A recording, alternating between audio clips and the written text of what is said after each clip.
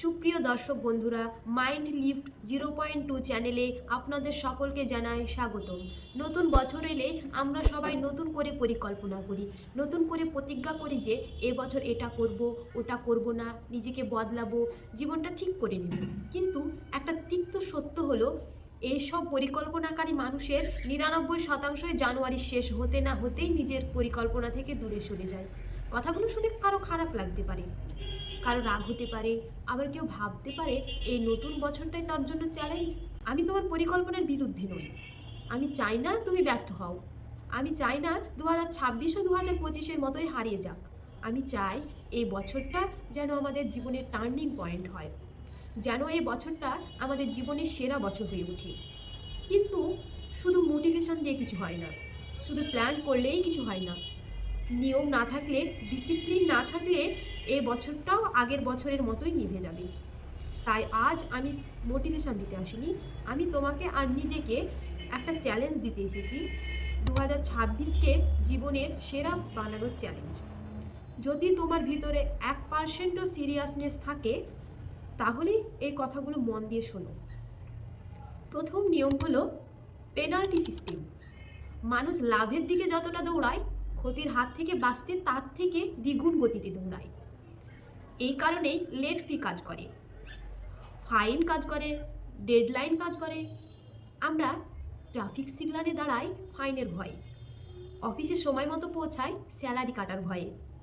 এই সাইকোলজিটাই নিজের জীবনে প্রয়োগ করতে হবে। 2026-এ যদি তুমি নিজের লক্ষ্যে পিছিয়ে যাও, অলসতাকে জয় হতে দাও, নিজের দেওয়া কথা ভাঙো, তাহলে নিজেকেই শাস্তি দাও। টাকা ডোনেট করো, চ্যারিটি করো, নিজের পছন্দের কিছু ছাড়ো, কিন্তু নিজের মাথায় এটা শাস্তি হিসাবেই সেট করো। এই পেনাল্টি সিস্টেম তোমাকে অলসতা থেকে বাঁচাবে, কাজ করতে বাধ্য করবে এবং সময়ের মূল্য বোঝাবে। দ্বিতীয় নিয়ম, স্যাক্রিফাইস। সবাই বড় স্বপ্ন চায়, কিন্তু বড় ত্যাগ করতে চায় না। সবাই জান্নাত চায়, কিন্তু মরতে চায় না কেউ। দামি জিনিসের দাম বেশি হয়। তুমি যদি বড় কিছু পেতে চাও, তাহলে কিছু ছাড়তেই হবে। হয়তো গেমিং ছাড়তে হবে, অকারণ স্ক্রলিং ছাড়তে হবে, ভুল সঙ্গ ছাড়তে হবে। স্বপ্ন যত বড়, ত্যাগ তত বড়। আগে পরিষ্কার করে লিখে ফেলো তুমি কি করতে চাও এবং তার জন্য কি কি ছাড়তে রাজি। এই ক্লিয়ারিটি তোমার ডিস্ট্রাকশন থেকে দূরে রাখবে। তৃতীয় নিয়ম হলো সঙ্গী ও পরিবেশ। তোমার জীবনকে সবচেয়ে বেশি প্রভাবিত করে তোমার আশেপাশের মানুষ। তুমি কার সাথে মিশছো, কার কথা শুনছো, কার চিন্তায় থাকছো, এই সব কিছুর প্রভাব তোমার জীবনে পড়বেই। নেগেটিভ মানুষ মানেই দুর্গন্ধযুক্ত মানুষ, শরীর থেকে নয়, চিন্তা থেকে দুর্গন্ধ ছড়ায়। এই বছর নেগেটিভ মানুষ, হিংসুক মানুষ, যারা তোমার কাজ নিয়ে হাসে, তাদের থেকে দূরে থাকো। প্রয়োজনে একা থাকো, কিন্তু ভুল সঙ্গ নিও না, কারণ তুমি যেভাবেই ভাবো জীবন ঠিক সেভাবেই তোমার সাথে ঘটে। চতুর্থ নিয়ম হলো নিজের ওপর দয়া বন্ধ করো। যদি তুমি সবসময় বলো আমার সাথেই কেন খারাপ হয়, আমাকে কেউ বোঝে না, আমি কেন পিছিয়ে পড়েছি, তাহলে তুমি নিজেকেই ধ্বংস করছো। নিজের ওপর অতিরিক্ত দয়া মানেই নিজের ক্ষতি। পরিস্থিতি নয়, পরিস্থিতিকে তুমি যেভাবে দেখছো সেটাই আসল। একই ঘটনা একজনকে কাঁদায়, আরেকজনকে শেখায়। 2026-এ কান্না নয়, অভিযোগ নয়, আত্মদয়া নয়, শুধু কাজ।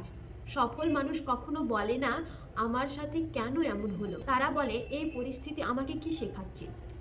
পঞ্চম এবং শেষ নিয়ম হলো নেক উদ্দেশ্য ও আত্মতৃপ্তি। শুধু নিজের জন্য বাঁচলে মন ভরে না, তোমার স্বপ্নের সাথে একটা নেক উদ্দেশ্য জুড়ে দাও।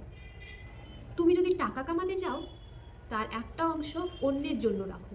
বিশ্বাস করো, নেয়ার আনন্দের থেকে দেওয়ার আনন্দ অনেক বড়। জীবন মানে শুধু বেঁচে থাকা নয়, ভালোভাবে বেঁচে থাকা। আমরা সবাই একদিন চলে যাব, কিন্তু রেখে যাব আমাদের কাজ। তাই এমন কিছু করো যা তোমাকে ভিতর থেকে শান্তি দেবে, যা অন্যের জীবনের সামান্য হলেও আলো আনবে। 2026 যেন আফসোসের বছর না হয়, যেন বলতে না হয় আরও ভালো করে পারতাম। এই 5টি নিয়ম যদি সত্যি ফলো করো, পেনাল্টি সিস্টেম, স্যাক্রিফাইস, সঠিক সঙ্গ, আত্মদয়া বন্ধ করা এবং নেক উদ্দেশ্য, তাহলে 2026-এ তোমার জীবনের সেরা বছর হতে বাধ্য। আমি নিজে এই চ্যালেঞ্জ নিচ্ছি। তুমি কি নিজের জীবনে সেরা বছর বানাতে প্রস্তুত?